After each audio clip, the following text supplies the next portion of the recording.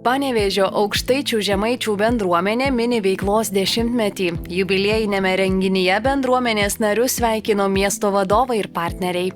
Bendruomenė taip pat nuoširdžiai sveikino ir gerbiamą Liną.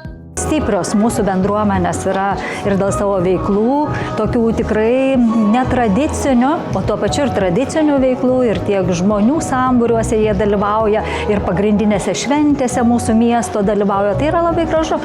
Tokios pilietiški žmonės tampa dalyvaudami bendruomenė. Šiuo metu bendruomenė vienyje beveik 100 narių. Per 10 veiklos metų organizacija sėkmingai įgyvendino ne vieną projektą, rengė tradicinės šventes ir aktyviai įsitraukė į miesto iniciatyvas. Įvykdėm vieną europinį projektą, įvykdėm kelis respublikinius projektus. Kiekvienais metais iš Socmino gauname. Tikrai mes daug keliaujame, daug stengiamės, sportuojame. Nuo pat 16 metų kiekvienais metais po 5 mėnesius turim sporto nemokamo bendruomenė. Mes galim bendruomenės nariam ir nenariam užtikrinti tikrai nemokamas paslaugas. Tikrai mes įkūrėm bendruomeninį sodą Skaistakalnyje. Aš galvoju, kad tai tikrai yra labai didelė sėkmė.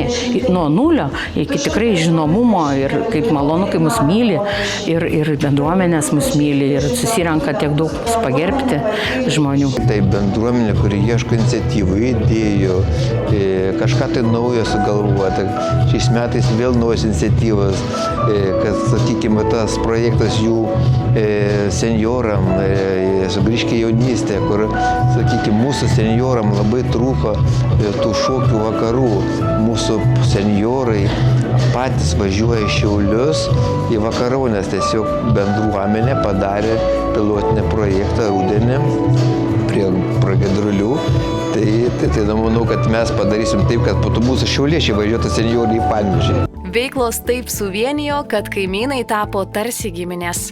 Suradome daug draugų, turime daug visokių nuotykių nuostabių. Keliaujame, žaidžiame, su kitomis bendruomenės susidraugavome ir tiesiog ta mūsų pirmininkė, jinai mus užkuria, neduoda mums užmigti ant laurų. Tiesiog tai yra kažkokia nuostabu, kosminė mergaitė ta mūsų bendruomenės pirmininkė. Aukštaičių Žemaičių bendruomenės planuose nauji darbai ir iniciatyvos Panevėžiui. 10 metų tai tik brandos pradžia. Linkime augti, mažiau stabdžių, daugiau veiksmo, energijos naujiems planams, projektams.